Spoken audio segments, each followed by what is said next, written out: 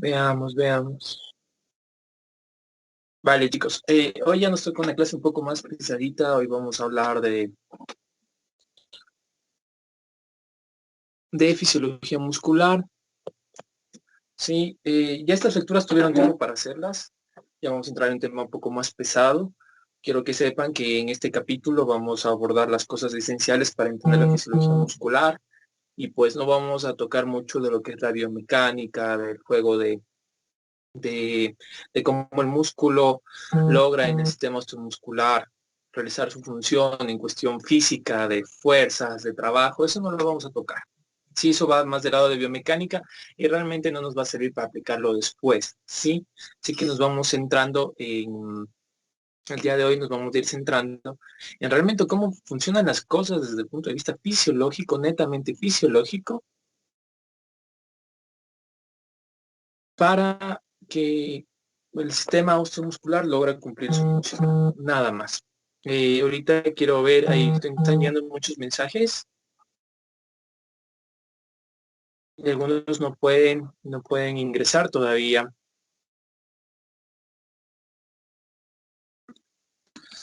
A ver, veamos cuántos estamos ahorita en el chat. Estamos 126, deberían poder entrar todavía. Estamos muy pocos, son 4 cursos. Démosles un segundo.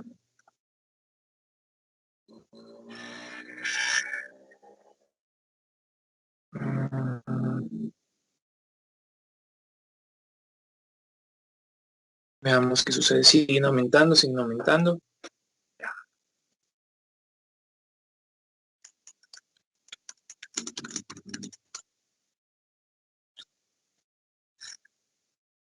Veamos, veamos, siguen aumentando el número de chicos. Están conectando, queridos compañeros.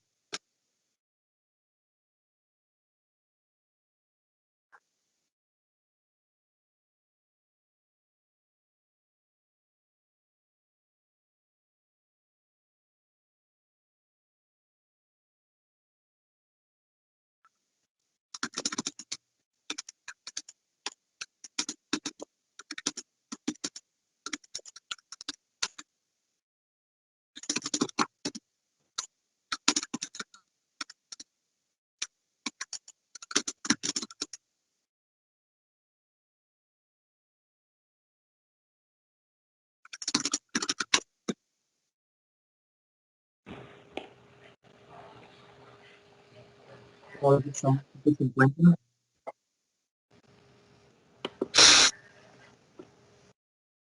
Esperemos unos minutitos más.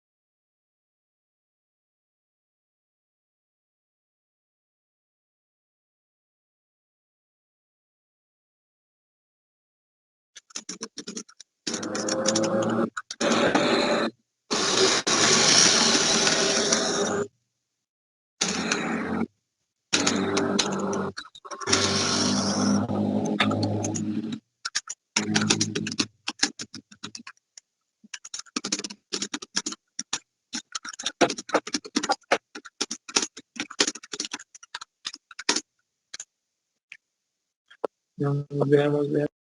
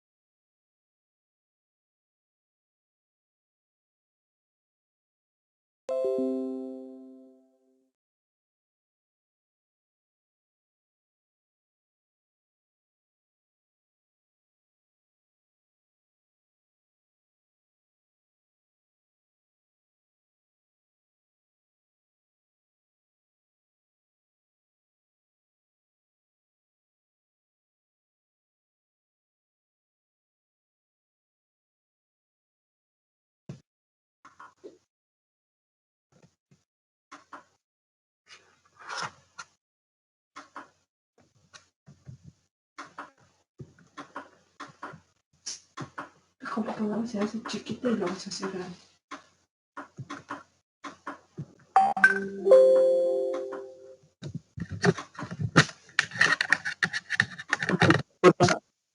Apagar los micrófonos. Gracias. Ahora sí vamos a empezar. Ya estamos 170, aún falta más gente. No importa.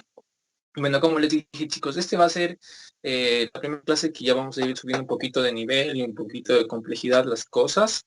Vamos a estudiar la fisiología muscular. Espero que les guste esta clase. Voy a tratar de hacer lo más práctico y entendible que puedan encontrarlo.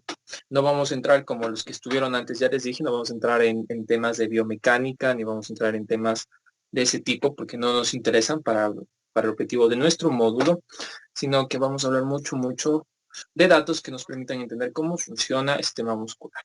Vamos a hablar específicamente de cómo se logra la contracción muscular el día de hoy en el músculo estriado. Para la siguiente clase vamos a hablar de cómo se manejan los potenciales de acción y la activación muscular, porque realmente ese es un tema más complicado que requiere, inclusive que la contracción como tal es más complicado, saber cómo se moviliza todo, que realmente el hecho de nosotros lograr la contracción. Por esa razón vamos a verlo en otra clase aparte, que tenemos todo el tiempo necesario para ir revisando a detalle. ¿Sí? Bueno, vamos a iniciar.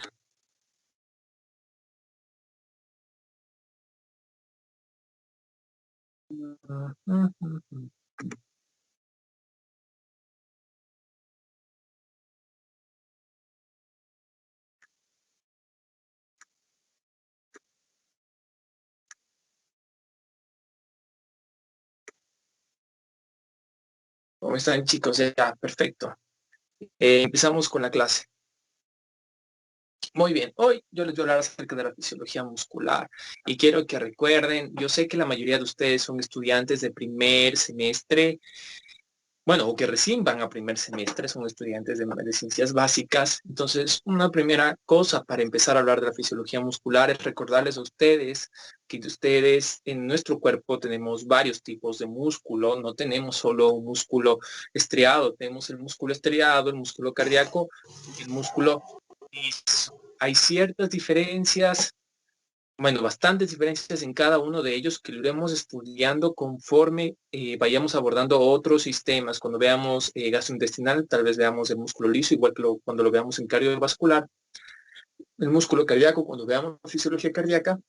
Y para entender cómo funciona el músculo, cómo funciona el sistema óseo muscular, el día de hoy nosotros vamos a hablar específicamente de, pues, el músculo estriado. Como ven ustedes en esta imagen, en esta diapositiva, en esta presentación, en la parte de arriba tenemos cómo se ven en el músculo en el microscopio, tanto el estriado, el cardíaco y el liso. Vemos como precisamente el músculo estriado tiene muchas estrías. El músculo cardíaco es más desordenado, no se logran ver las estrías, pero se ven unas líneas que cruzan las fibras que están en desorden. Y vemos que en el músculo liso tenemos núcleos muy grandes y fibras muy finas, no tan anchas como en el músculo, como tendríamos en el músculo estriado. Sí, y abajo, pues en las imágenes de abajo tenemos pues una representación gráfica un poco más de cómo vean cómo está estructurado. Esto solo para recordarles, ustedes lo estudiarán ya detalle estas características en histología, en embriología y algo más en anatomía. Sí, perfecto. Estamos muy bien. Ahora, ¿qué sucede en el cuerpo humano en relación al sistema osteomuscular? En este caso, para entender la fisiología muscular. Miren esta imagen. En esta imagen van a ver a un individuo que prácticamente no tiene piel ni tejido celular subcutáneo, sino que está expuesto en toda su extensión humana al plano muscular. Y vemos como todos los músculos están contraídos o extendidos dependiendo de la región en la que esté en las diferentes partes del cuerpo, tanto miembros superiores, miembros inferiores, torso, cuello, inclusive los músculos que están en su rostro. ¿Sí? Chicos, por ahí hay alguien que está todavía con el micrófono prendido, por favor. Voy a apagarlo, le agradecería. No sé cómo apagarles los micrófonos a todos. Bueno, Vamos continuando. Sí, están contraídos prácticamente todos los músculos o están extendidos, están realizando algo. Y es que el sistema osteomuscular está funcionando en todo el tiempo. Cuando yo estoy dando esta clase, el sistema osteomuscular está en funcionamiento. Estoy moviendo mis manos, estoy moviendo mis labios. Los músculos están funcionando de tal manera que yo mantenga la posición en la que estoy sin necesidad de hacer movimientos activos. Es algo que ya van a ir aprendiendo. ¿Y qué pasaría si yo me voy acercando un poco más? Digamos, quiero solo acercarme a esta parte. Ahora vemos cómo todos estos músculos del miembro superior derecho de este individuo que está aquí, están algunos extendidos y muy pocos estarán contraídos, porque está extendido el brazo, ¿verdad? Ahí comenzamos a entender cómo funciona siempre el sistema osteomuscular, porque en cuestión músculo siempre habrán extensores como habrán músculos que estén haciendo contracción, ¿sí? Extensores y pues el opuesto, como siempre vamos a tener. ¿Hecho? ¿Qué pasaría si nosotros comenzamos a ver más allá y más adentro? Aquí ya podemos ver cómo se forman tendones. Recuerden ustedes que los tendones son esa parte del músculo capaz de unirse al hueso, es la parte final, la unión tendinosa. Los músculos siempre tienen un origen y una inserción. Y pues acercarnos aún más.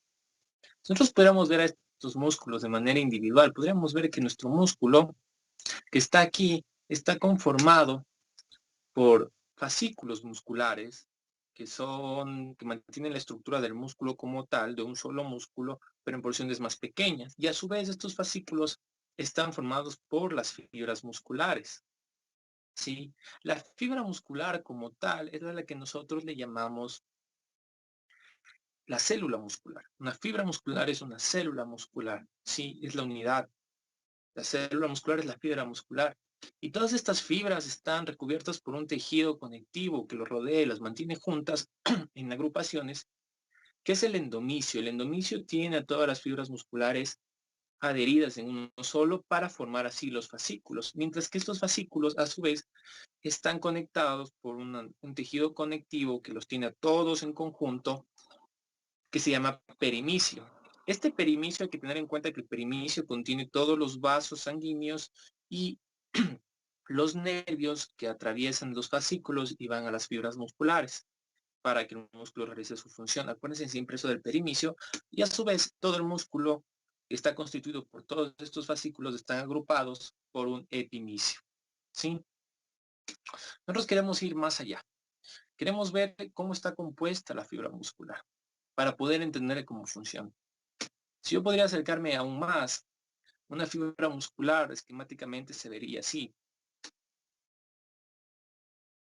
Tenemos la fibra muscular, célula muscular como tal, que puede tener un diámetro entre 10 a 80 y para otros autores entre 10 a 100 micrómetros y que puede alcanzar para algunos autores 20 y para otros inclusive 25 centímetros de largo. O sea, son células que son muy, muy finas, pero que son muy, muy, muy largas. O sea, hablar de 25 centímetros es Eso, muchas gracias por la...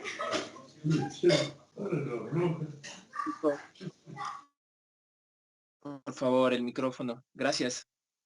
Y a su vez, cada fibra muscular, que es lo que queremos estudiar, está compuesta por miofibrillas. El entender cómo estas miofibrillas están constituidas, cómo están estructuradas, básicamente nos va a permitir entender cómo es que la fibra muscular logra lo que logra y cómo el músculo puede lograr los movimientos que nosotros podemos hacer a diario. ¿Sí? Ahora, ¿qué pasa si vamos más allá y lo vemos más de cerca? Pues analicemos qué es una miofibrilla. Ustedes pueden ver esta miofibrilla que ya es de la mínima expresión que nosotros queremos. Las miofibrillas van a tener estas líneas en la mitad que se van a poder apreciar, estas líneas oscuras entre el color claro, que son las líneas Z, que ya vamos a ver por qué están constituidas. Las líneas Z marcan lo que es un sarcómero, ¿sí? A la miofibrilla se la divide de manera longitudinal en sarcómeros. ¿Por qué en sarcómeros? ¿Por qué no hablamos de la célula muscular como tal? ¿Los sarcómeros es una célula muscular? No. La fibra muscular es una célula muscular. Pero el sarcómero es la mínima unidad funcional del músculo. Que eso quiere decir que el músculo se contrae en bloquecitos de sarcómeros. Quiere decir, en cada una de esas unidades logra la contracción, es la unidad mínima, es la unidad funcional, porque el objetivo del músculo es contraerse. ¿Sí? El objetivo del músculo es contraerse. Entonces los sarcómeros son esa mínima unidad funcional del músculo, el sarcómero, que tiene la estructura necesaria para lograr la contracción muscular. Siempre va a estar delimitada entre una línea Z y otra línea Z, acuérdense siempre. En una fibra muscular, si yo la divido longitudinalmente, el espacio que se encuentra, la estructura que se encuentra entre una línea Z hasta la siguiente línea Z es un sarcómero. Y así los sarcómeros se encuentran uno tras otro, tras otro, tras otro y tras otro. Hecho, de eso nunca se olviden. Por eso el sarcómero va a ser el punto más importante de la clase de hoy, porque vamos a estudiar cómo está constituido el sarcómero, cómo funciona, qué es lo que logra, y cuáles son las partes fundamentales de un sarcómero para que el músculo como tal, un músculo grande, como parte del bloque grande del sistema de un todo, pueda lograr su función. Esto es a lo que queríamos llegar. Sí, ya vimos cómo, pues, vimos de por encima, por el macro, cómo están constituidos y cuál es el papel del sistema muscular, hasta llegar a esto. ¿Qué pasa si nosotros fuéramos más adelante? El sarcómero en la microscopía de luz se ve así, como, como bandas y como líneas. Y ya vamos a ver cómo estas bandas y líneas, qué significan. Si ustedes ven muy bien, tenemos una parte oscura en el centro, con una parte más oscura al lado de partes claras en medio, y a los lados tenemos partes claras con partes con una línea oscura atravesándola en la mitad. Así es como se ve en el microscopio ya electrónico. Y pues, miren ustedes, esto es lo que habíamos estudiado antes. Las líneas Z, cuando nosotros nos acercamos, son estas que estamos viendo aquí. Eso quiere decir que el sarcómero son esas líneas y esas manchas de diferentes colores que tenemos en la mitad, entre una línea Z hasta la siguiente línea Z. En medio hay una línea M, que es esta que está marcada en medio. Acuérdense siempre, esa es la línea M. Y todo lo que está de blanco en esa situación, en esa parte, es la zona H. Ya vamos a ir viendo qué significa cada una de las zonas. Todo lo oscuro que está alrededor de la línea M viene a ser la banda A, que está ahí. Y todo lo claro que está antes y después de la línea Z es la banda I. Tenemos banda A y tenemos banda I. ¿Por qué la banda A es banda A y por qué la banda I es banda I? Porque la banda A es anisotrópica y hace que se vea, a la luz polarizada se vea negro, negro. Por eso tenemos aquí que es de color negro. Por eso toma su nombre de banda A, de ser anisotrópica a la luz polarizada. ¿Sí? Ahora, la banda I es isotrópica a la luz polarizada y lo que hace que se vea blanca. Es la banda clara. ¿Sí? Las que están marcadas ahorita de azul. ¿Pero qué significa? A ver, ¿por qué Kevin viene y me pone un dibujo de unas rayas negras que parece las que te ponen en las pruebas psicológicas cuando ingresas a cualquier institución o cualquier cosa cuando fuiste al cole para ver si tienes algún trastorno? Porque tú solo ves rayas. Pero ahorita lo estructuramos más y vemos que hay partes. Ahora lo que nosotros queremos entender es cómo estas partes del sarcómero que nosotros acabamos de ilustrar se traducen en fisiología. Cómo estas partes son una estructura que tiene una función en nuestro cuerpo. Ahora lo vamos a esquematizar. Este mismo dibujo, bueno, esta misma imagen, nosotros lo pusiéramos de manera esquemática, se vería así. Este es un sarcómero, en la que se encuentran las miofibrillas. Las miofibrillas son las estructuras principales dentro del sarcómero, dentro de las fibras musculares. Como ustedes ven, la miosina, que es la naranja que está abajo, se encuentra en la mitad del sarcómero, atravesándolo de un lado al otro, ¿sí? Tanto arriba como abajo, nosotros tenemos unas líneas moradas, que son la actina, que es la otra miofibrilla realmente importante aquí.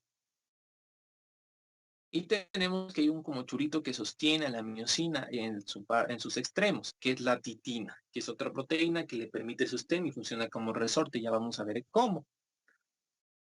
Ahora, tenemos una mitad. A los extremos, esta línea que está formando como zigzag son las líneas Z que habíamos visto en el anterior gráfico, que están limitando al sarcómero, de dónde va hasta dónde va. De una línea Z a la otra tenemos un sarcómero. Este sarcómero también tiene una línea media, que es la línea M, que está aquí en la mitad, que marca el centro del sarcómero, y una zona H. Como ustedes ven, la zona H que está marcada es exactamente una zona en la que ustedes tienen a la miosina atravesando, pero no está rodeada de la actina, está libre de la actina, no está la actina por encima de él, solo hay miosina. Esta es la zona H, esa zona H en la que esta miofibrilla, la miosina, no se encuentra recubierta ni acompañada de la actina, por eso se llama zona H, ¿sí? Toda la parte del sarcómero en la que haya miosina va a hacer que se vea oscura, que sea anisotrópica. Por eso va a constituir la banda A. Por eso es que en el anterior gráfico nosotros veíamos todo oscuro y era porque ahí se encontraba la miosina. Hecho, entonces, la banda A constituye todo el espacio del sarcómero ocupado por, ¿qué cosa? Por miofibrillas de miosina, ¿sí? Por miosina. ¿Qué nos quedan? Las bandas I. Las bandas I son esos espacios en los cuales yo ya no tengo miosina, pero tengo solo actina. Y esta actina se continúa con la actina del sarcómero siguiente, obviamente. Al estar solo la actina le da una tinción clara, hace que se vea clara la luz polarizada y toma el nombre de banda I, isotrópica. ¿Sí? Como ustedes ven, siempre la banda I va a estar naturalmente atravesada por la línea Z. La línea Z siempre va a estar atravesando las bandas I, porque se encuentra en el límite de los sarcómeros, y los sarcómeros empiezan y terminan con bandas I. ¿Sí? Entonces esto hace que se vean claras. ¿Ya? Hecho, esta es la estructura que acabamos nosotros de ponerlo en detalle, ¿no? ¿Cómo está sarcómero constituido? Ahora ya sabemos que hay un sistema de miofibrillas que están interactuando para que se logre esta función realmente importante de la contracción muscular. Entonces, tenemos que ir un poquito más allá. ¿Qué tiene de especial la miosina? ¿Qué tiene de especial la actina? Y cómo estos dos interactúan. ¿Sí? Quiero que alguien me diga si tiene preguntas o dudas hasta este momento. Por favor, lo pueden hacer por el chat. ¿Sí?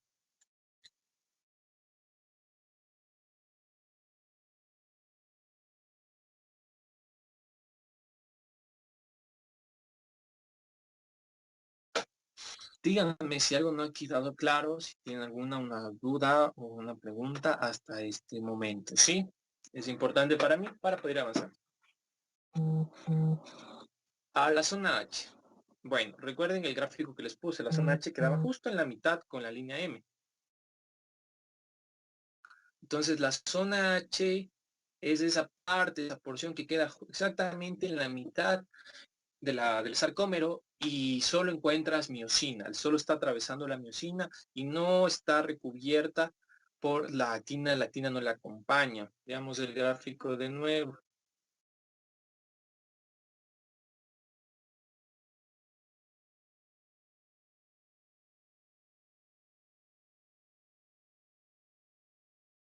Veamos. Aquí estamos, ¿no es cierto? Esta es la imagen del sarcómero. Listo, aquí tenemos nuestro sarcómero, limitado por las líneas Z y con una línea M en la mitad, que es la que marca la mitad del sarcómero.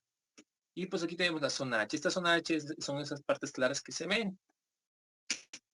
La banda A, que es todo lo oscuro, porque como ya vimos, se encuentra miosina en la banda A. Entonces la miosina le da ese color oscuro, oscuro, oscuro, oscuro.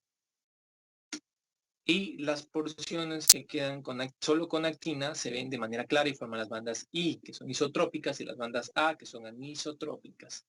Sí, ahí no se entiende muy bien, pero vemos cómo las bandas tienen ese nombre por el color que dan, los puntos de la banda Z, el punto medio de la línea M, la zona H, la zona A y la banda I. La banda A y la banda I. Y en este gráfico vemos otra vez cómo están limitadas por las líneas Z del sarcómero. Tenemos en la mitad la banda M, la línea M, y tenemos la zona H. Como ustedes ven, fíjense en el gráfico que está marcado con amarillo, la zona H es una zona en la que tú no tienes actina, es una zona que se encuentra en la línea media en la cual tú solo tienes miosina. Fíjense solo en el gráfico y miren, solo está atravesando la línea tomate, la banda tomate, que es la miosina que está abajo, ¿no es cierto? Pero lo que le acompaña a la miosina, que son las miofibrillas de actina, no llegan a recubrir la zona H. Entonces la zona H es especial por eso, porque tú solo tienes miosina y es el punto medio. Ya vamos a ver por qué esa zona debe estar libre para que haya contracción muscular. No debe haber continuidad. ¿Sí? Vienen desde las líneas 7, desde las líneas Z hasta la mitad, hasta el centro y dejan esta parte. Esa es la zona H. Las bandas A, que son las bandas A, es la banda anisotrópica, que se ve negra ante la luz polarizada y que está constituida principalmente por miosina, que le da ese color. Y a los extremos yo ya solo me quedo con actina.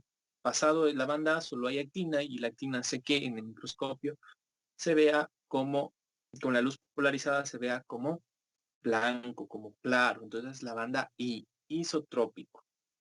¿Sí? Entonces ahí solo tengo actina. Listo, ahí solo tengo actina. Esa es la banda I y la banda A, la línea M, la zona H y las líneas Z. Sí, así es la estructura. Y pues cada sarcómero empezará a partir de la siguiente línea Z con otra estructura para realizar la contracción. Ok.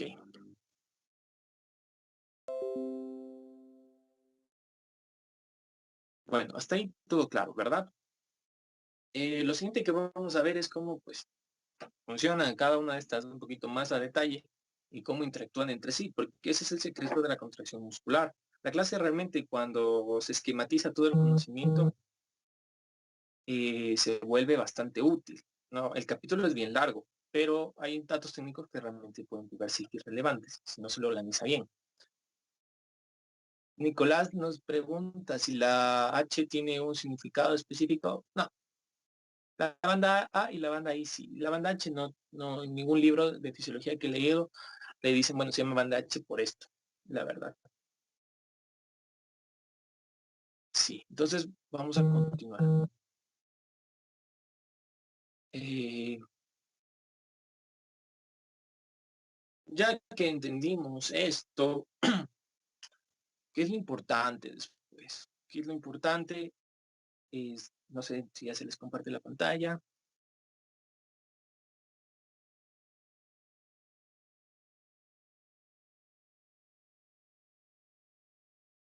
¿Por qué no me sale?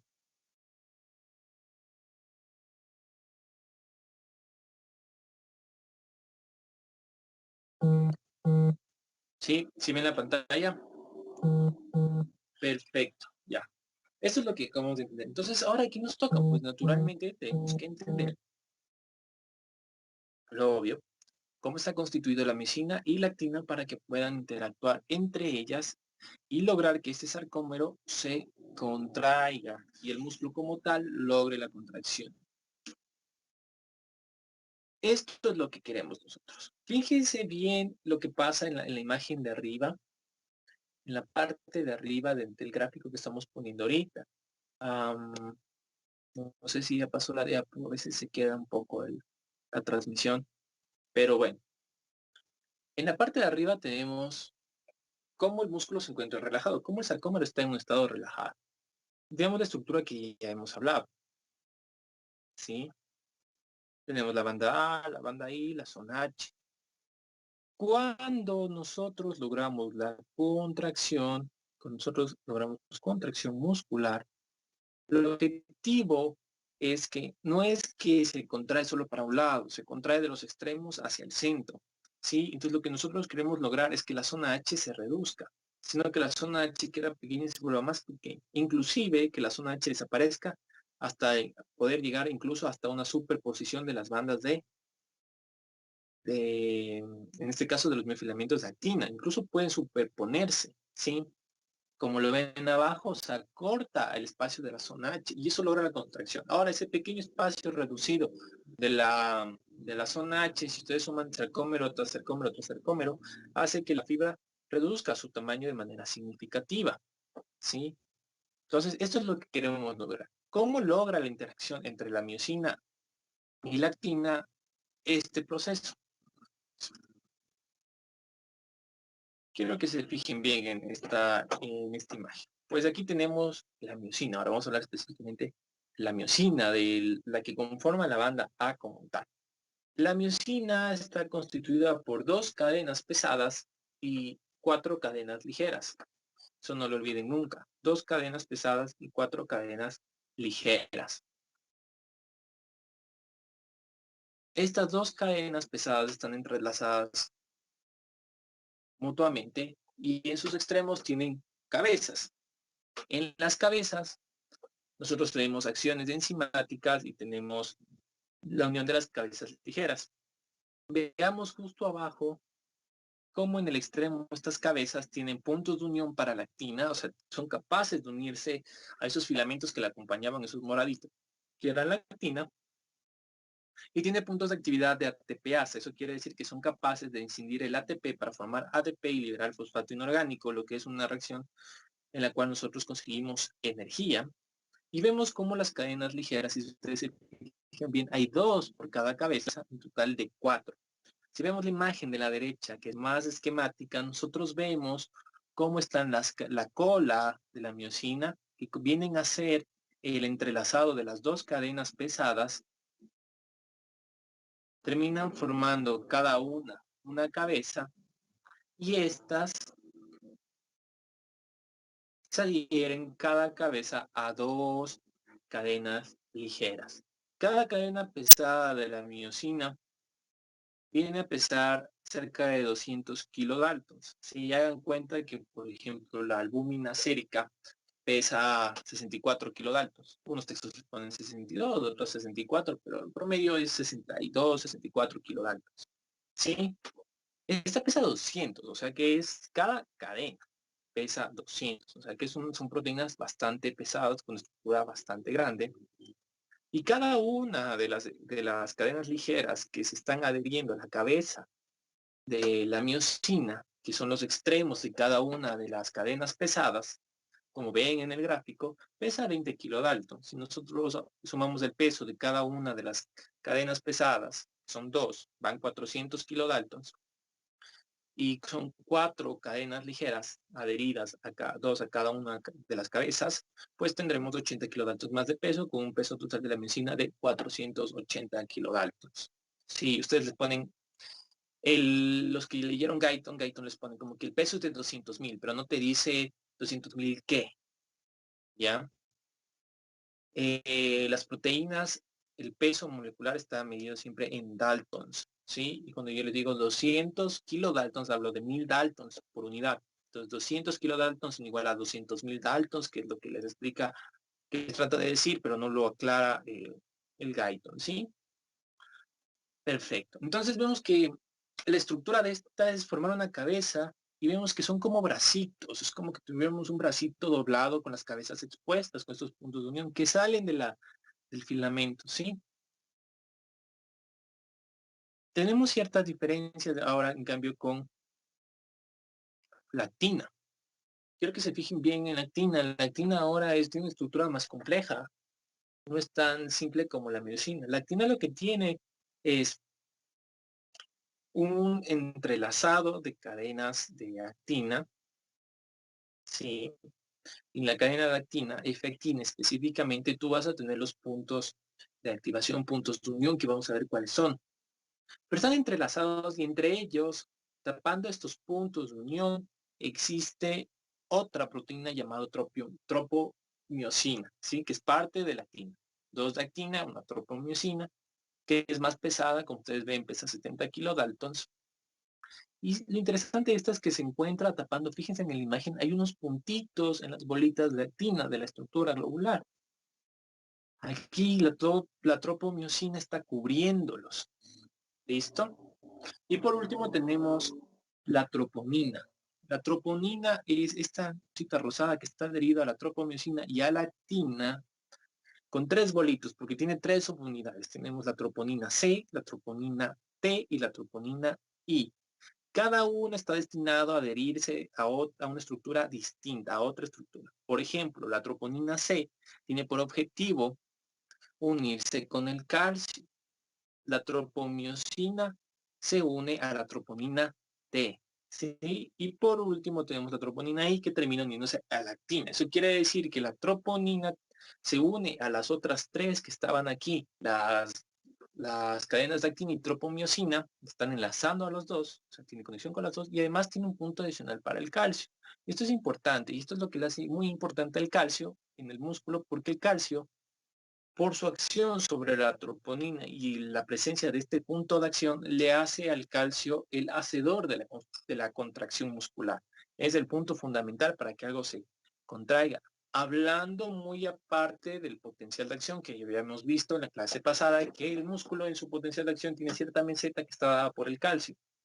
Pero no estamos hablando del calcio y del potencial, estamos hablando del calcio para la contracción muscular. Es muy importante y vamos a ver qué es lo que hace el calcio, porque el objetivo de la clase de hoy es entender cómo se contrae y todo lo que tiene que ver con la movilización del calcio, entrada, salida, para tanto como el potencial de acción como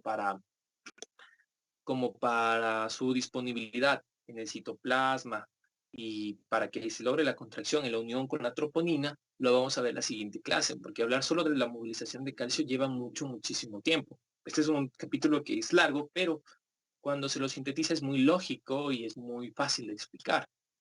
Entonces, eso lo veremos en la próxima clase. En este punto quiero que tengan en la cabeza la importancia del calcio para la contracción muscular. ¿Por qué razón? Porque tiene punto de unión en la troponina. Y ya vamos a ver lo que hace el calcio con la troponina, con la actina, y cómo termina esto en una contracción muscular.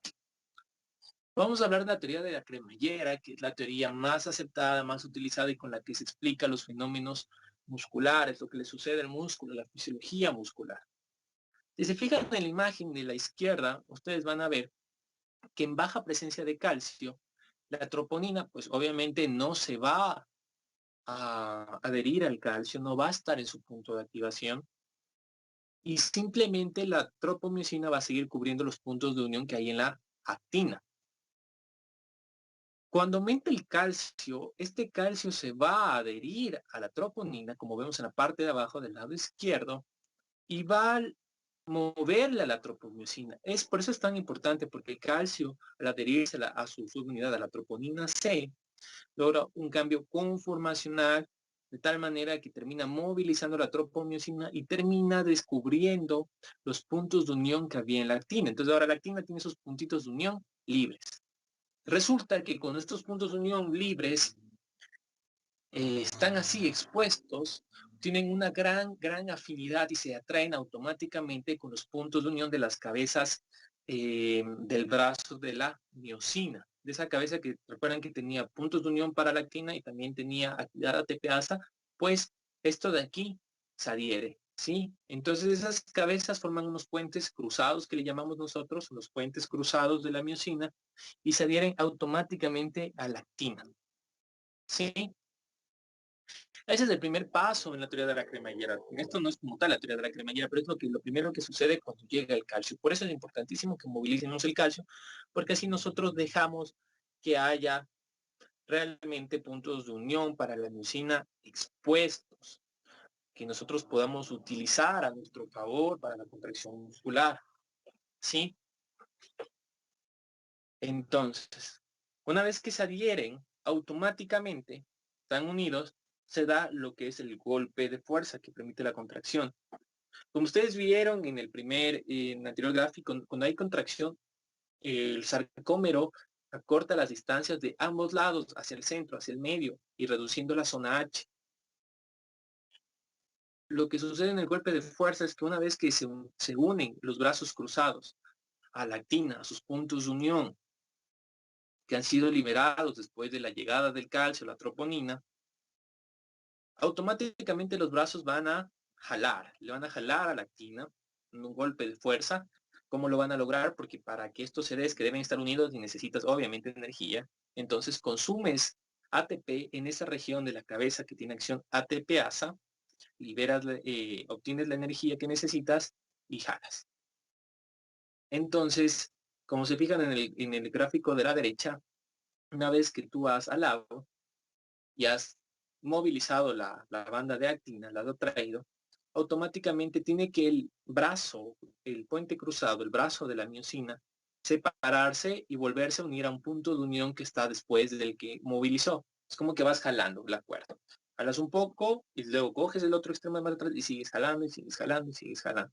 Es lo que hacen los brazos, los puentes cruzados en el golpe de fuerza. Entonces esto conlleva que debe adherirse, jalar en el golpe de fuerza con consumo de energía, liberarse de ese punto de unión, volver a su posición anterior y unirse a un nuevo punto de unión para que de esta manera pueda seguir jalando. Esto es el golpe de fuerza. Entonces aquí vienen también definiciones muy importantes y algo, cosas que deben tener muy claras, chicos. Y es que cuando tú logras el golpe de fuerza y permites que ese punto de activación que estaba adherido se movilice la actina y tú logres acortar la distancia, automáticamente tú vas al siguiente punto de unión. Por eso es cremallera, porque se va abriendo y vas siguiendo con los siguientes puntos. Tú debes despegar los puntos de unión. Y aquí viene una idea clave y una definición que jamás en su vida pueden olvidarse, que es pregunta de examen. Es una pregunta esencial en toda la vida y que muy poca gente lo recuerda o lo estudió o lo entendió. Para que el punto de unión se libere de la miosina, eso quiere decir que yo lo separe para que éste se una al siguiente punto de unión, solo se logra si es que al final de este golpe de fuerza llega una nueva molécula de ATP.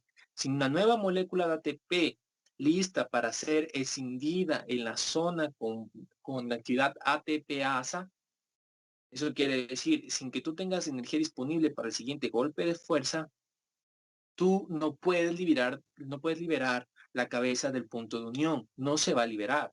Entonces, antes de que tú te liberes, has realizado la primera atracción y llegues y logres unirte al siguiente punto de unión, necesitas que ya llegue una nueva molécula de ATP. La energía ya debe estar ahí, ya debes tener ahí el ATP listo para que tú regreses a tu posición normal y pues realices otra vez la atracción y consumas ese ATP. Sin la llegada de ATP, no se olviden por favor, sin la llegada de ATP, la cabeza del puente cruzado no va a poder liberarse de su punto de unión en la actina. Eso es importantísimo, es algo que jamás en la vida pueden olvidarse, ¿sí? Ese es como tú logras, en la teoría de la cremallera, esta contracción. Algo súper importante, esto con el ATP explica por qué existe el rigor mortis, por qué después de la muerte el cadáver de una persona se queda tieso, un rigor mortis, es exactamente por el ATP. Cuando una persona muere y toda su maquinaria deja de funcionar, evidentemente las mitocondrias ya no producen más energía. Estás muerto. Entonces, al no producir las mitocondrias más energía, no hay nuevo ATP disponible. Entonces, el cuerpo no se pone rígido automáticamente porque comienza a agotar las reservas de ATP que ya tenía. Después de un tiempo se pone rígido, se contrae, se queda rígido. ¿Por qué? Por esto, porque como no hay ATP, no hay ATP que permita la liberación de las cabezas de los puentes cruzados de la actina. Entonces, el individuo que ha fallecido, pues de un tiempo se queda contraído, porque nosotros no es que estamos solo cuando movemos los brazos, cuando movemos las piernas de contracción.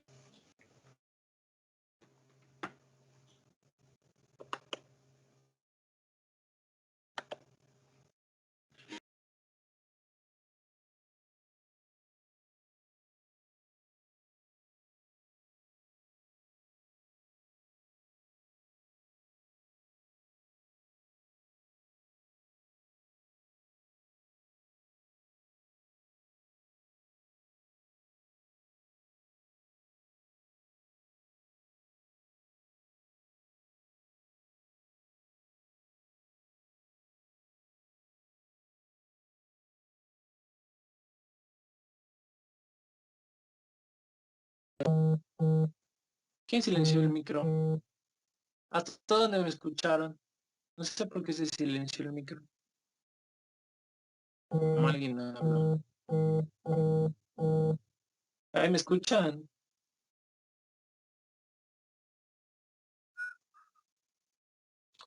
No puede ser. Sí, ¿hasta qué parte escucharon? No sé por qué se silenció el micro. Alguien creo que aplastó algo por ahí.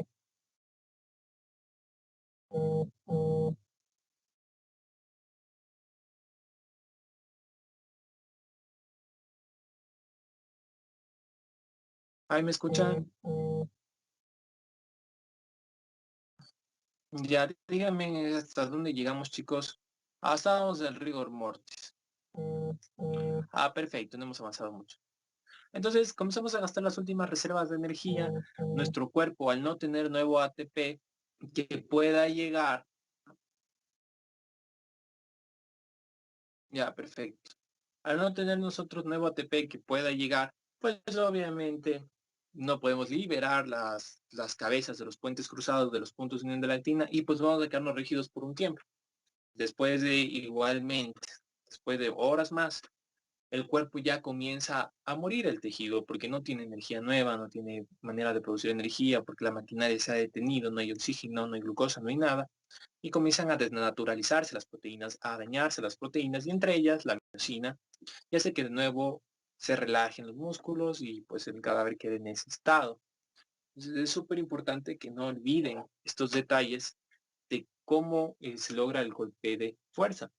Esto nos lleva a una conclusión, y es que nuestra siguiente clase es entender cómo logro yo tener calcio disponible para que la troponina me libere los puntos cubiertos por la tropomiosina y de esa manera nosotros logremos que el golpe de fuerza logre una contracción, ¿sí? Por eso, entonces, todo se resume en cómo nosotros hacemos que el calcio esté ahí cuando queremos que esté.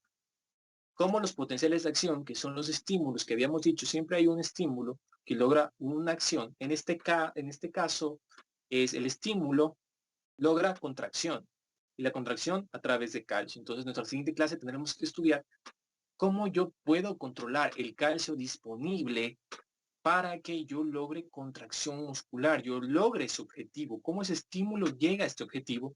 Y por eso vamos a estudiar en la siguiente clase la unión neuromuscular, vamos a estudiar cómo vienen los estímulos y cuáles son los fenómenos que tienen que ver con la movilización del calcio dentro de las células musculares. Sí, todo nos resume al calcio. El capítulo es súper largo y dice un montón de cosas y a veces puede ser hasta un poco confuso, pero aquí está todo resumido, chicos. Entonces, sí, evidentemente nosotros tendremos que estudiar todo lo que tiene que ver con la movilización de calcio hasta aquí. ¿Sí? En esta clase vamos a llegar hasta este punto, que son las generalidades de la estructura y el funcionamiento de cada uno, para dejar la siguiente clase tiempo para poder entender, pues, cómo logro yo obtener este calcio, el calcio está disponible, yo lo puedo utilizar y lograr esta contracción, que realmente volvemos un poquito a los temas anteriores de potenciales de acción, volvemos a la movilización a través de membranas, y es un poquito técnico, ¿no? Y hay transporte de entrada, de salida, en vesículas, hay un montón de cosas. Pero lo vamos a ver la siguiente clase, quería que entiendan ahora un poquito más, una clase un poco más amena, un poco menos técnica, más para entender un funcionamiento de un todo y ya no algo tan específico. Entonces vamos a volver a la siguiente clase a entrar en esos datos específicos que nos marcan la diferencia entre lo que ya hemos estudiado. Recuerden siempre que tenemos muchas partes que hacen que un todo funcione y que cada una de estas partes tiene sus singularidades. Y estas singularidades son las que les permiten hacer cosas específicas. ¿Sí? Quiero que de esta clase hasta aquí me digan si tienen alguna duda. Creo que quedó súper claro, la verdad estuvo muy puntual.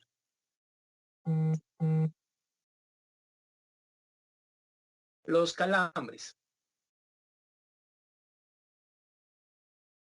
A ver, tenemos dos preguntas. La una es, A ver, perdón, que tengo la cámara conectada y tengo la compu acá. Preguntas. ¿Los calambres a qué se deben? Y la otra es, ¿cuánto tiempo dura el rigor mortis? Ya, perfecto. Los calambres. Hay que primero entenderlo desde el punto de vista de qué es un calambre y no confundirlo con la tetania. ¿Sí? Déjame ver si tengo algo aquí en el libro que me pueda ayudar a explicar. Mm,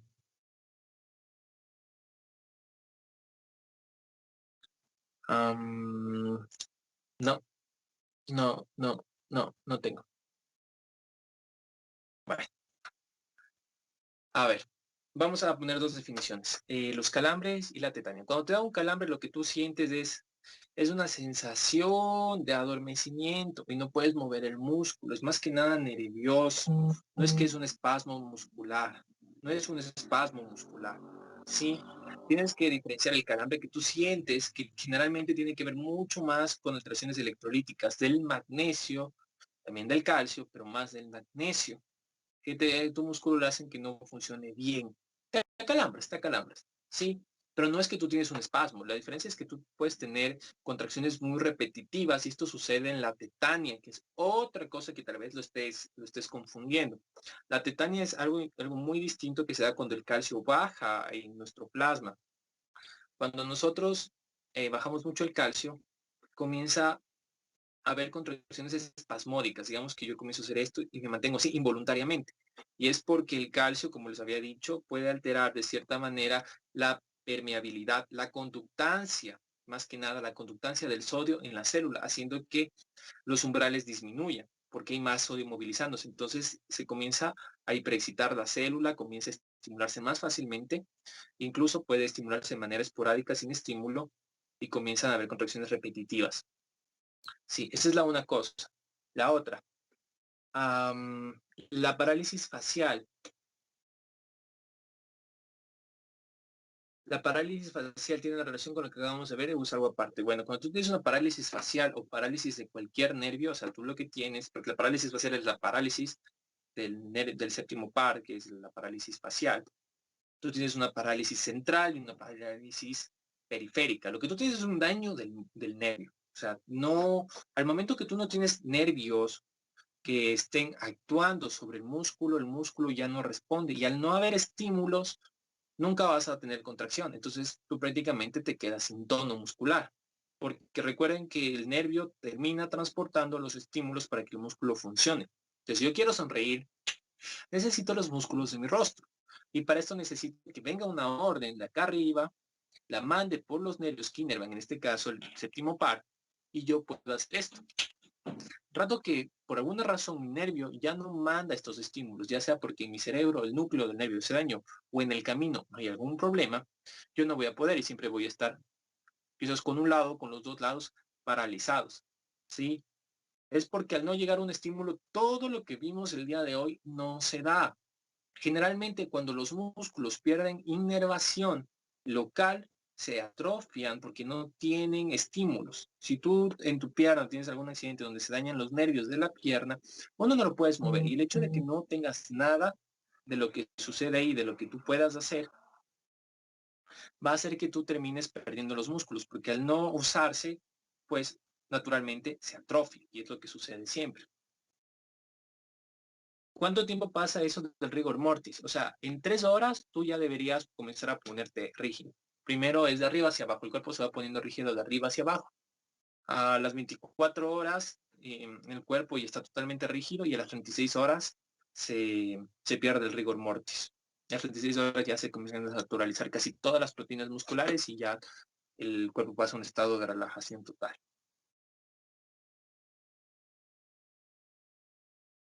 ¿De qué manera las alteraciones de la calcitonina y la parotormona afectan la contracción muscular? Obviamente, esto es pues lo que habíamos dicho el día de hoy, ¿no? Es fundamental para la contracción muscular la presencia de calcio. Sin calcio, no hay contracción. Así de simple.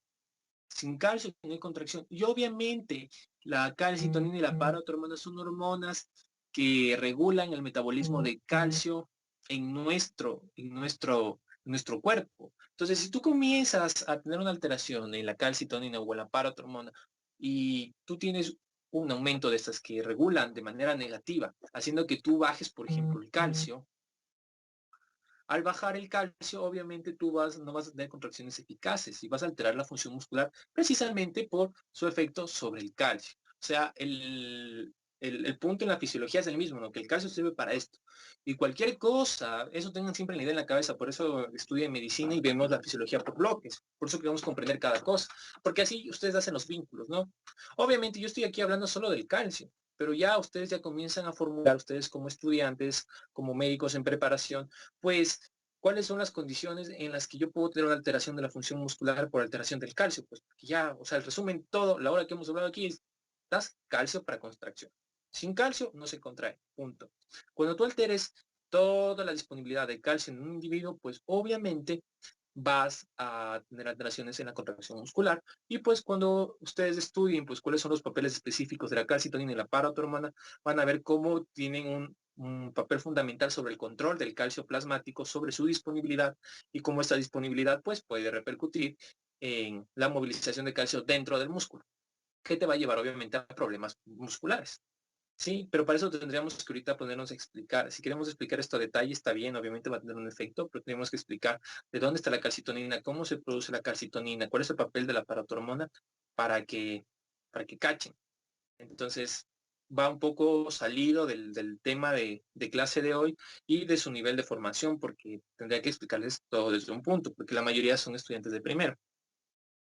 El síndrome de Mobius, entonces, es más causa de los nervios. Síndrome de Mobius. ¿Qué será el síndrome de Mobius? Síndrome de Mobius. Veamos. Es extremadamente rara. Hay dos importantes nervios canales del sexto y el séptimo. No es una parálisis solo del séptimo. Ya decía yo que estaba medio raro, enfermedad de Mobius.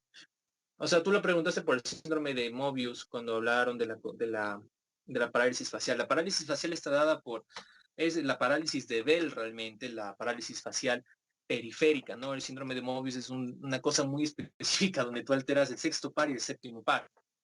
Lo que tienes que tener en cuenta tú es que en la parálisis de cualquier nervio periférico o de lo que sea, si tú quitas la inervación y obviamente no tienes estímulo, nunca se va a dar todo el proceso. No es que la maquinaria esté mal, no es que no haya calcio, no es que no esté funcionando, sino que sin una llegada de estímulo es lo que hablamos en la primera clase y es lógica. Si no hay llegada de estímulo, eso no va a entrar en funcionamiento. Así de simple. No es que hubo alteración de la miosina, no es que la actina no vale, no es que la troponina es distinta, es que el calcio no estaba disponible. Es exactamente lo mismo, simplemente que sin estímulo nada va a darse. El músculo, y con el desuso, pues obviamente el músculo empieza a atrofiarse.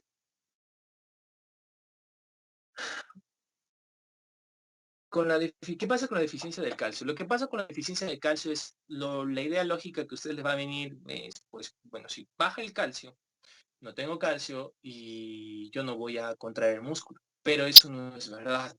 Cuando baja el calcio, no necesariamente tú vas a tener, cuando te falta el calcio, tú no necesariamente vas a tener, ¿cómo se llama? Un déficit de contracción. De hecho, lo que pasa cuando bajas el calcio es que tú terminas aumentando la conductancia de los canales de sodio. Entonces terminas tú teniendo hiperestimulación. Estimulas mucho a las células musculares y tú llegas de hecho a la tetania, que es una de las respuestas de nuestro cuerpo a la baja de calcio.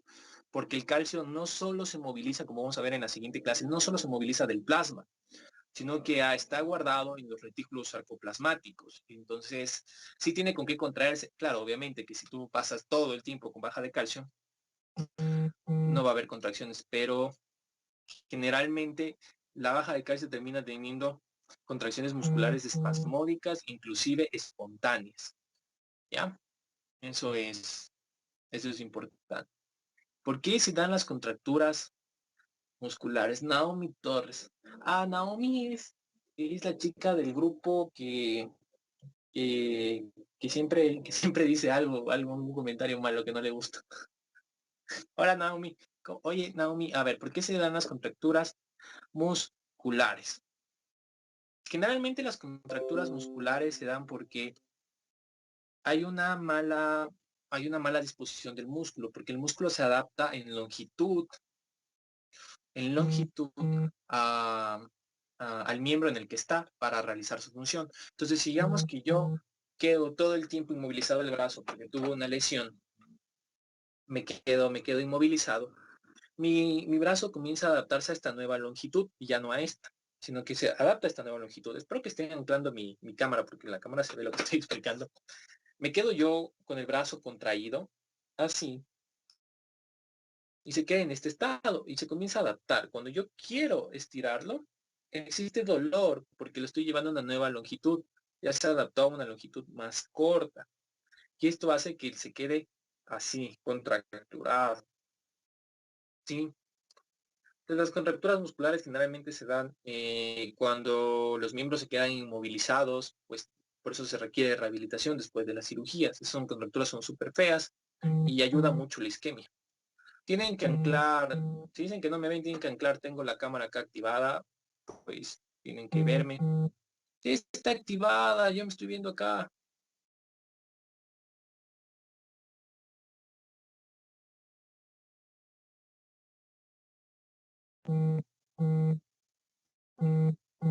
¿Cómo que no me ven? Chale, estos chicos. Unos dicen que me ven, otros dicen que no me ven, ¿qué onda? Denny dice que sí se me veía. Este Pablains. Necesitamos un técnico para todas estas cosas que yo ya estoy out de todo. Ay, no, o sea, me estaba explicando con dibujitos, con todo, y no me estaba viendo. No, pues, bueno. Qué vaina, hombre, si he estado con la cámara prendida todo el tiempo. Y algunos sí me han visto y otros han dicho que no, o sea. Rayos, Pablo, tenemos que cambiar de plataforma, sí, ya no me está gustando. Vale, vale. Ahora, ¿en qué estábamos? Déjenme ver las preguntas de acá arriba. Ah, sí, le hice un ratito un poquito de bullying a Naomi y quedamos en las contracturas que ya les expliqué. Ya. Otras preguntas acerca de esto, de cómo funciona la contracción muscular, cómo funciona todo esto. Quiero que me digan.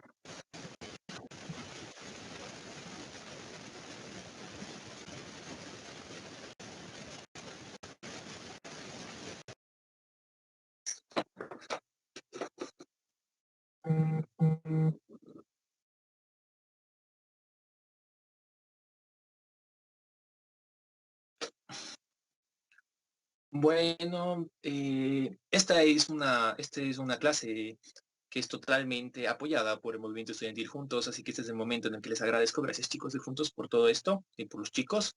Y comenzamos a mandar los saludos que me pidieron antes de contestar el resto de sus preguntas en el chat. Para mi fan más grande, Barbarita, te mando un saludo. Muchas gracias por siempre seguir mis clases, aunque ya mismo ya vayas más de mitad de la carrera. Eres la mejor. Gracias a ti, Pablains, por siempre apoyarnos y por dar todo por los chicos. Nuestro futuro presidente de la ASO.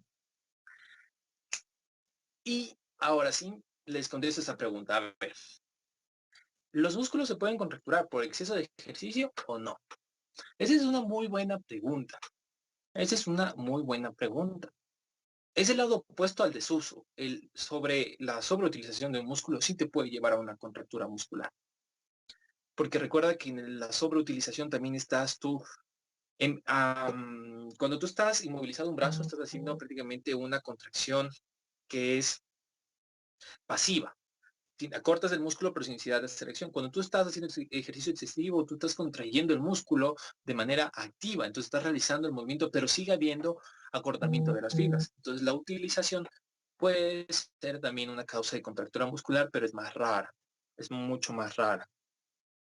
¿Qué debe suceder para la relajación muscular? ¿Cómo la relajación en cuestión contractura o la relajación normalmente? Para que un músculo se relaje, debe haber ATP. Es lo que habíamos conversado. Para que tú puedas separarte de sus puntos de unión, debe haber ATP en toda contracción. Cuando tú haces esto y dejas de hacer esto, ya llegó un nuevo ATP y se quedó ahí. Aunque no lo utilices, ya llegó y se quedó ahí. ¿Qué debe para que, si es en cuestión contractura, o sea, cómo tú quitas una contractura? La contractura muscular responde mucho a la isquemia, ¿sí? Porque cuando la isquemia llega a un tejido, comienza a alterarse la movilización de calcio y esto puede ayudar.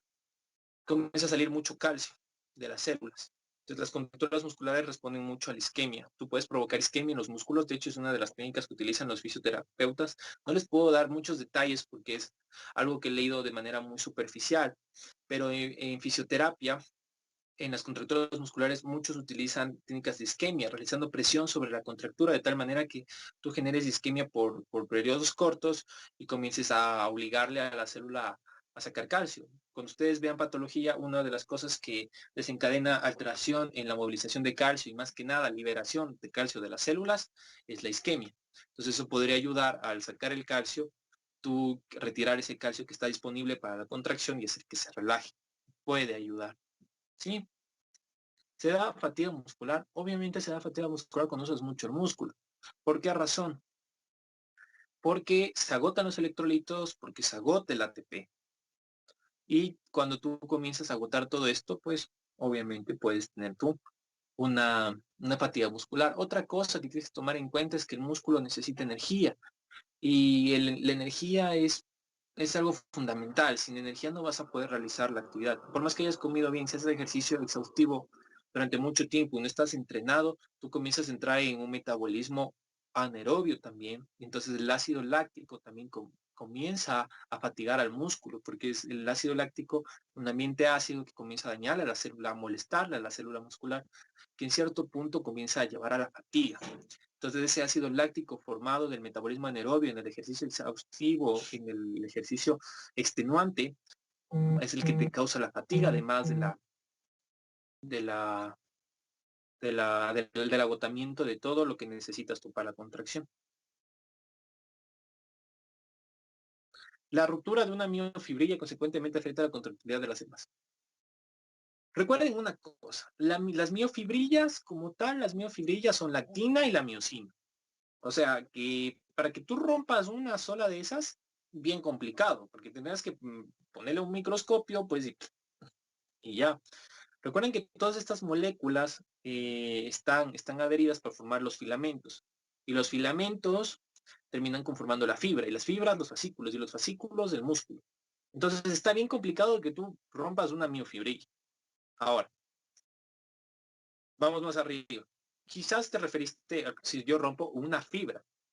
Cuando tú rompes una fibra, es también muy difícil que tú rompas una sola fibra, porque para que romper una sola fibra, tú tendrías que ser muy selectivo. Recuerda que la fibra muscular tiene de ancho como máximo 80-100 micrómetros, que es poquitísimo. O sea, cuando tú te clavas una aguja, puedes estar lesionando una fibra específica muy difícilmente. Podría ser así. Pero, o sea, no es que tú se afecta. Entonces, ¿el músculo cuándo se afecta? El músculo se afecta durante su acción. O sea, si vas a levantar pesas o estás haciendo algún tipo de ejercicio, algún mal movimiento puede lesionar el músculo, que vaya en contra de la biomecánica de la extremidad. Evidentemente sí, pero es muy difícil que se rompa una sola. Entonces, generalmente lo que tú rompes es los grupos de fibras cuando realizas un mal ejercicio, porque van en conjunto. Generalmente se rompen por fascículos. Un músculo se rompe por fascículos, más que por fibra o miofibrilla. Sí, eso ten claro, porque, o sea, cuando tú estés levantando pesas no es que se va a romper justo una fibra y las otras no. Si eso pasara, no habría afectación de la generalidad del conjunto, pero eso no sucede, sino que al estar todas adheridas funcionan como un todo para mantener la tensión. Es una fuerza acumulativa. Todos los sarcómeros funcionan juntos para hacer una fuerza acumulativa. Si tú no acumulas toda esa fuerza, no podrías ni mover el brazo, porque un sarcómero no tiene gran fuerza, pero todos en conjunto sí. Entonces, generalmente con rupturas, lesiones van en fascículos o en el músculo completo. Los desgarres, sí, los desgarres terminan siendo la manera en la que los músculos se hiperextienden. Obviamente, tú tienes una longitud máxima en la que tú puedes estirar. Si tú superas eso, la fuerza capaz de ejercer para volver a cortar el músculo, vas a perder la capacidad de movilizar esa carga. Ahí sí hablamos, ahí para entender eso tenemos que hablar ya del trabajo hecho por el músculo, de la energía. El trabajo es igual a la carga por la distancia. Mientras más carga y más distancia tengas que movilizar, más trabajo necesitas. Y si tú le fuerzas mucho el músculo, obviamente tú vas a perder también la tensión y te puede vencer el peso, especialmente si estás en una posición desfavorable para ti. Por ejemplo, en un banco y estás cargando el peso hacia abajo y tienes un tope y dejas que ese peso caiga contigo y intentas sostener, es muy probable que te desgarres los músculos. Y en este caso, cuando hablamos de los desgarres, hablamos de no hablamos necesariamente de que el músculo se salió. Puede ser que se rompa el tendón y se desprenda el músculo de su unión. Puede ser que se rompa uno de los fascículos parcialmente. Todo depende del grado de desgarre que tengas y todo. La memoria muscular como influencia por algo de eso. La memoria muscular, realmente la memoria muscular no es del músculo. La memoria muscular es del cerebro y de los nervios, porque los nervios aprenden y memorizan qué estímulos tienen que hacer para que tus músculos hagan lo que tienen que hacer. Entonces, la memoria muscular, por ejemplo, cuando tú tocas la guitarra, ya sabes cómo tocar la guitarra, la memoria muscular no es tanto del músculo, llamamos memoria muscular, sino que es cómo el músculo responde a los estímulos que tú vas a hacer. Cuando tú repites un estímulo muchas veces, exactamente, por ejemplo, cuando tocas la guitarra y tú haces un acorde específico, por ejemplo.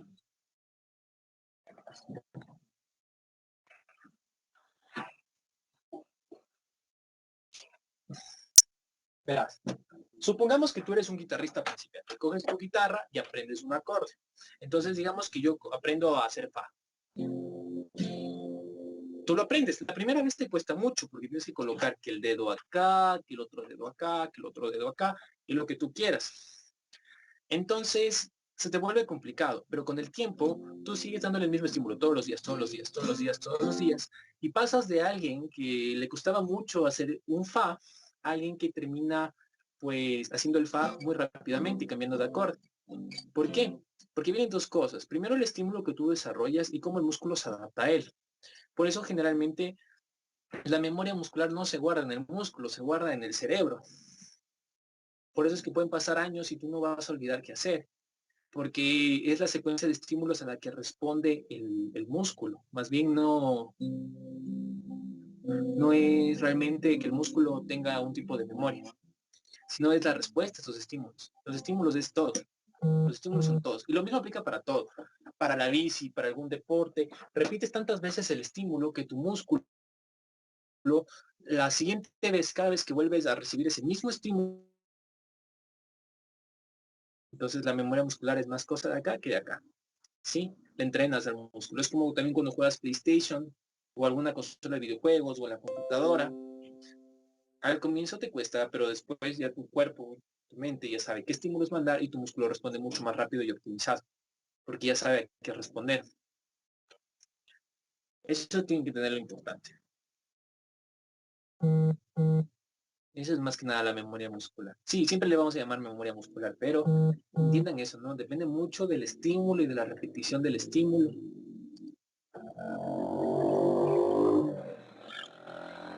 No, no son clases de música. Además hay gente que les puede enseñar música en la facultad. Sí hay, sí pueden hacer. Entonces, ¿más preguntas? ¿Más preguntas?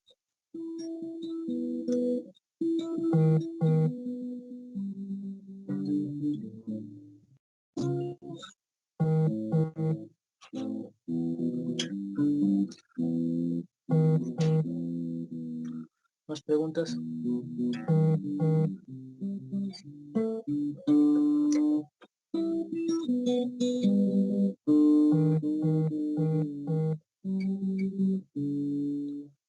¿Más preguntas?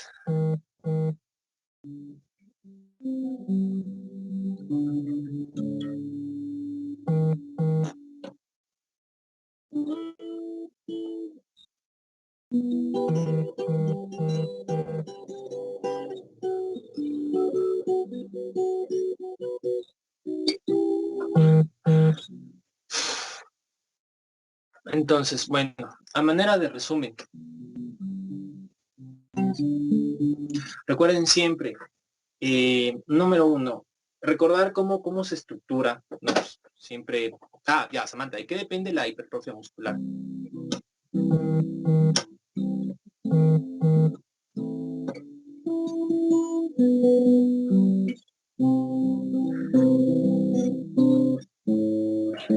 Perdón, que se me salió.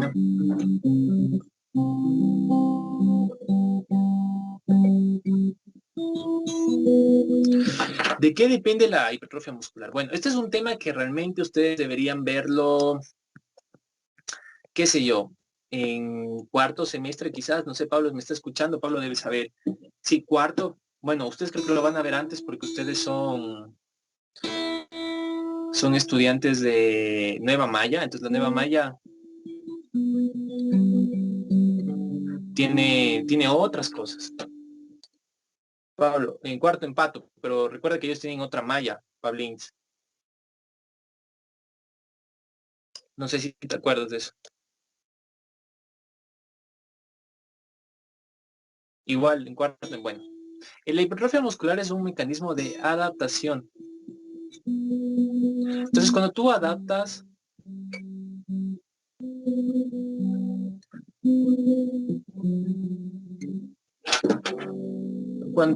esperen, es que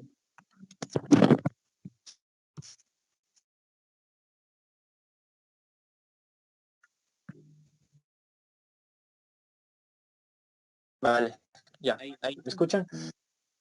Perfecto. Cuando ustedes, denme un segundo que se pudrieron mis cosas aquí.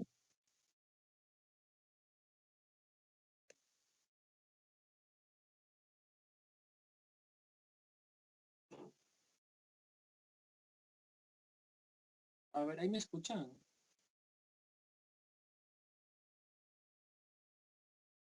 Sí, me escuchan, chicos. ¿Me escuchan? Esto ya se dañó. Bueno, a ver, vamos a la pregunta.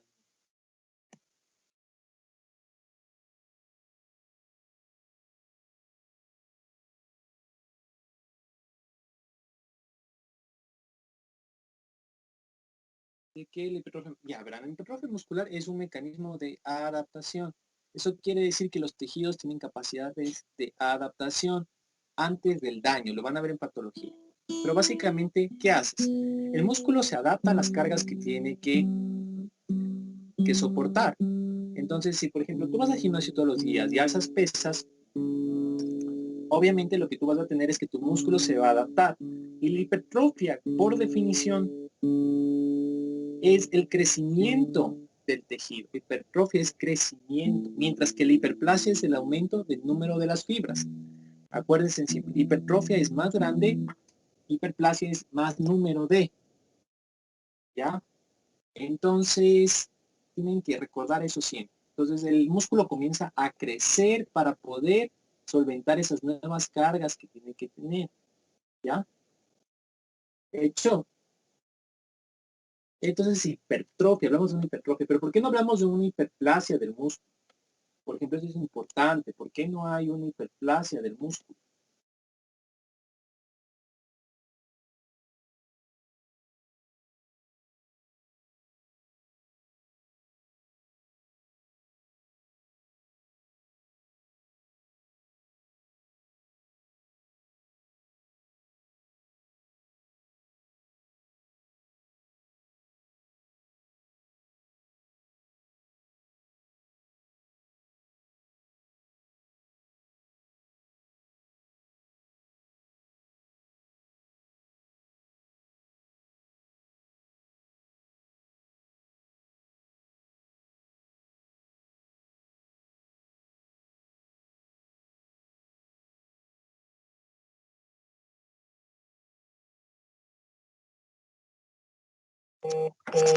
Ya, lo siento, estoy teniendo problemas técnicos.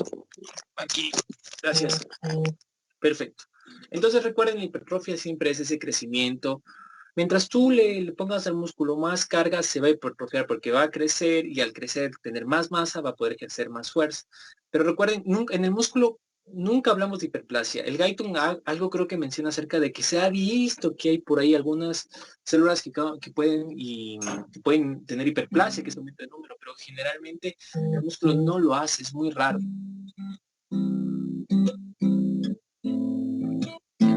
Tú lo que deberías tener es una hipertrofia siempre. El músculo responde a un crecimiento de tamaño. Las células se hacen más grandes, pero no resulta en que tú tengas más células. Acuérdate, siempre las dos definiciones. De hipertrofia es más grande y más células es hiperplasia. En el músculo eso no sucede, no sucede. Ahora, por ahí déjenme ver, que creo que dijeron algo acerca de lo que es la atrofia. La atrofia es lo contrario, ¿no? El músculo se adapta. Pero en cambio, si tú quieres hacer lo contrario,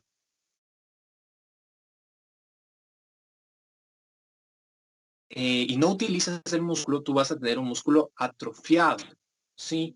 Generalmente la atrofia muscular se da, por ejemplo, por inmovilización o más que nada por denervación. Eso quiere decir que si tú pierdes los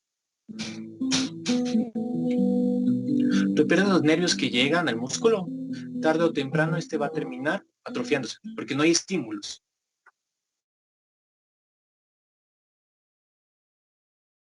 Básicamente tú tendrías que no usarlo. Eso es lo que le pasa a las personas, por ejemplo, que tienen discapacidad, a las personas con una paraplegia, no pueden utilizar sus miembros inferiores y quedan sentados. Entonces ellos pierden dos cosas, el estímulo voluntario y pierden también el involuntario, el tono, porque no llega nada. Siempre hay un tono de base de nuestro sistema, no estamos en reposo. Entonces las piernitas se les comienzan a atrofiar y ellos siempre están en rehabilitación y les mueven las piernas tratando de que el músculo tenga un poco de movimiento. A la final la atrofia termina bien feo porque se termina reemplazando el músculo por tejido fibrótico y eso pues a la final es muy difícil de recuperar. ¿Sí? O cuando las personas tienen cirugías importantes en los miembros, se les inmoviliza por mucho tiempo y esto lleva a una atrofia por el desuso. No es claro, una atrofia que no es recuperable, pero sí necesitas tu fisioterapia y dedicar un tiempo para recuperar la masa muscular, inclusive la que tenías antes, y de ahí crecer o lo que tú quieras. Samantha, obviamente, cuando tú hablas de hipertrofia, hablas de aumento de todo. O sea, si mi fibrilla tiene que ser más grande, necesito más miofibrillas para hacerla más grande. Y obviamente vas a tener más número de miofibrillas dentro de una misma fibra, más fibras dentro de no más fibras, tendrías fibras más grandes dentro de un mismo fascículo, porque lo que hace son crecer las fibras, más no tener más fibras, ¿sí? Esto es importante. ¿Más preguntas? Esos mecanismos de hipertrofia y toda esa cosa lo van a aprender luego. En cuarto ven todo eso.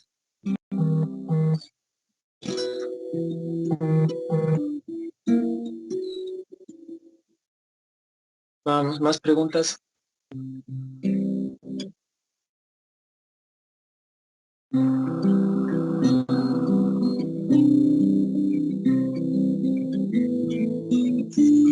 Dice,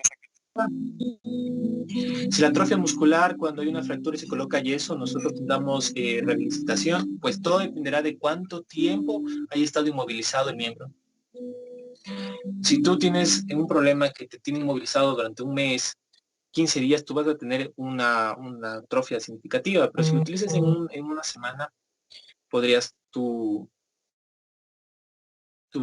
recuperar fácilmente. Todo depende de cuánto tiempo, de cuál haya sido tu estado previo de tu actividad, porque si tenías, por ejemplo, un músculo muy tonificado, puede ser que al final tú termines con una masa normal, como de cualquier persona. Si tenías normal, puede ser que termines como alguien que no tiene una buena masa. O sea, todo es relativo, ¿no? Todo dependerá. La idea es que tengan en la cabeza es que el desuso por inmovilización tú puedes generar atrofia y todo dependerá de cuánto tiempo. Mientras más tiempo esté en desuso el músculo, tú vas a tener más atrofia, ¿sí? Depende del tiempo. Si esto es memoria muscular, acuérdense, memoria muscular.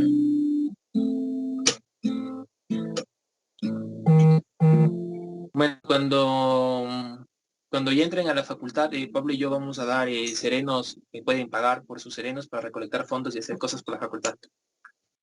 Confirma, Pablito. Pablito canta súper bien.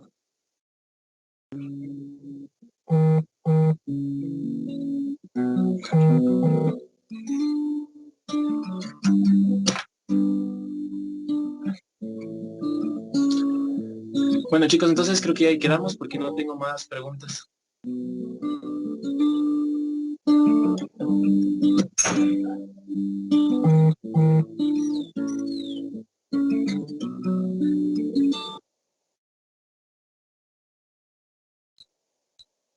No, pues y el Pablito es la voz principal.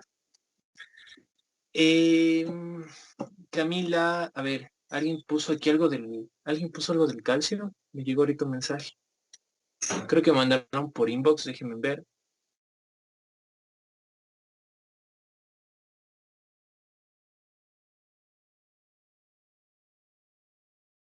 David me pregunta si el demasiado ATP, demasiado uso de ATP también para dañar el músculo. No, no, no.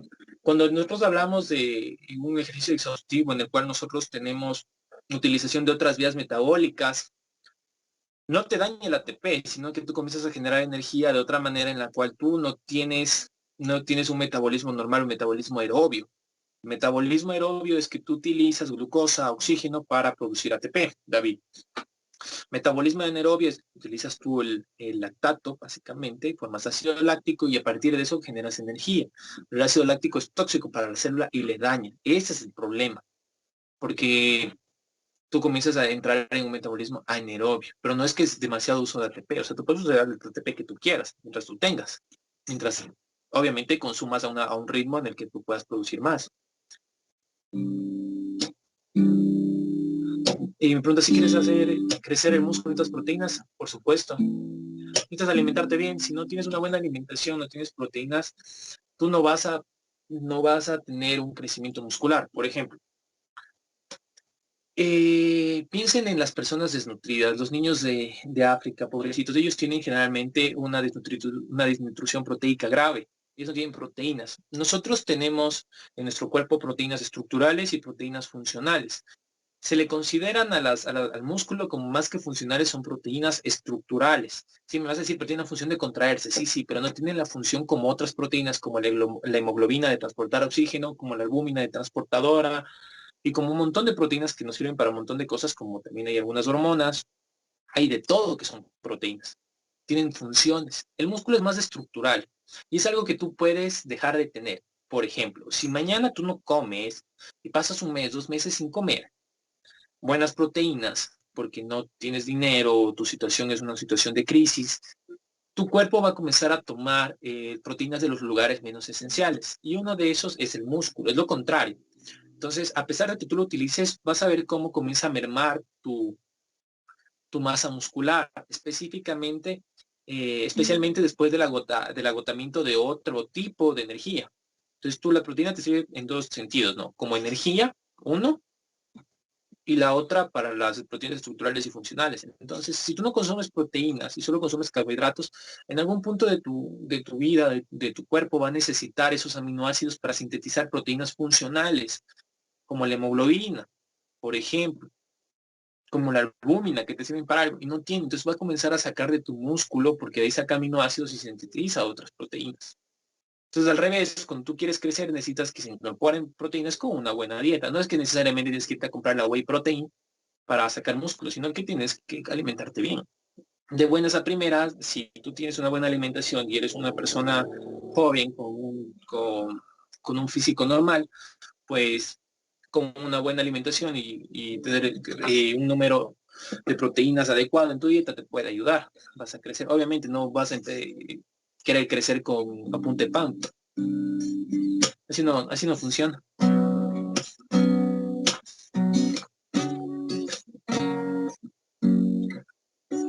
Más preguntas, de mismo llegamos a las 6, chicos. Y de aquí nos vemos el miércoles. Si tienen más preguntas.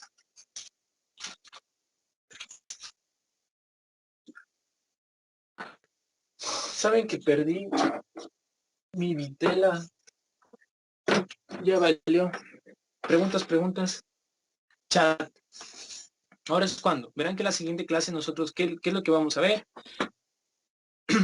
Lo que vamos a ver la próxima clase básicamente es la movilización del calcio, del potencial y cómo funciona todo eso, ¿no? Ese es otro tema más. Que ya entendiendo esto es más sencillo de entender también. Preguntas. Nos quedan 5 minutos, chicos.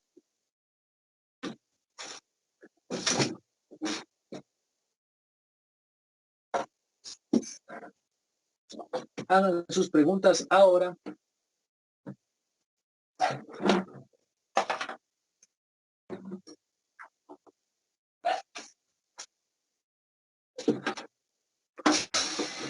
Las clases de viernes se pasan el domingo ahora en adelante.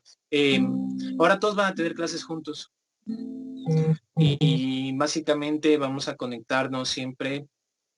Van a ser los viernes, pueden ser los miércoles, viernes o domingo. Yo les iré avisando.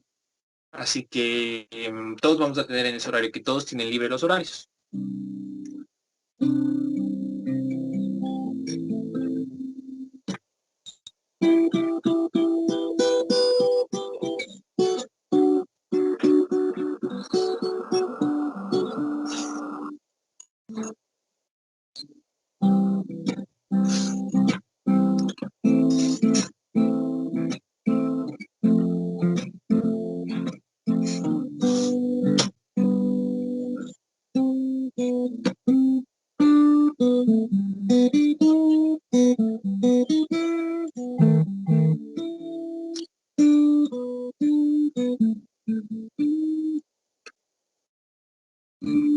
O sea, van a ser esos días, Paula. Es que no les voy a dar clases todos los días porque los temas van a ser separados. Como ya ahora ya están todos juntos, de las 3 clases vamos a necesitar 1 o 2 a la semana, no necesariamente los 3. Pero pueden ser cualquiera de esos días. Puede ser que un día tengamos y otro día no tengamos. Yo les iré avisando de cómo avancemos y cómo esté la planificación, porque toca reestructurar la planificación. Era muy pesado tenerles en grupos más pequeños, cuando se conectaban menos de los que estaban, por ejemplo, de 100 se conectaban 80, y repetirles la clase todos los días. Tengo 4 grupos, entonces les puedo dar la misma clase a los 4 y no habría problema, un solo día. Pero ya me estaba matando darles clases todos los días, 2 horas, y un día 4 horas, entonces mejor juntarles. Pero vamos a recibir el mismo número de clases, eso sí, solo que ahora juntos.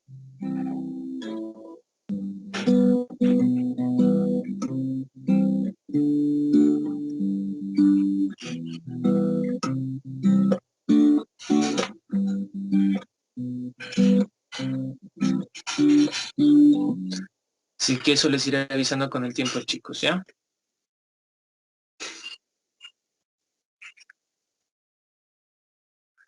Otra pregunta más que me acaban de hacer aquí. Barbarita me escribió por inbox.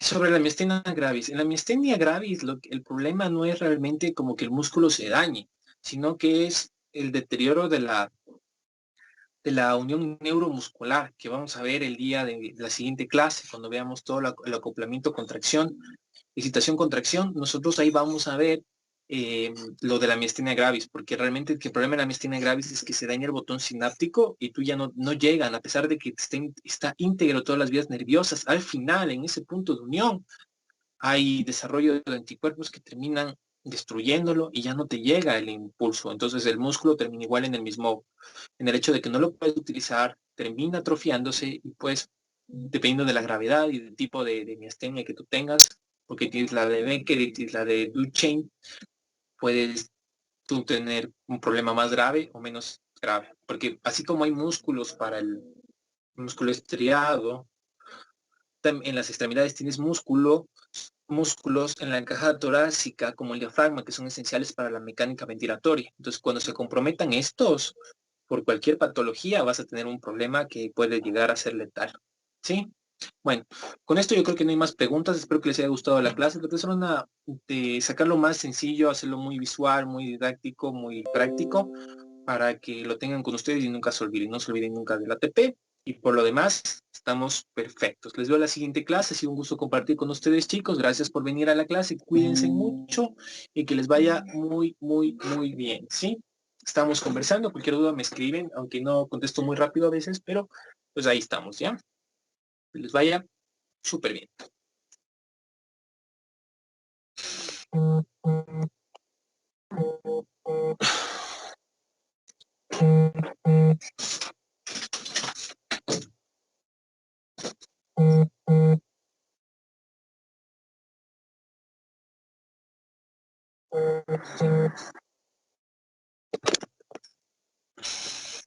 Adiós, adiós.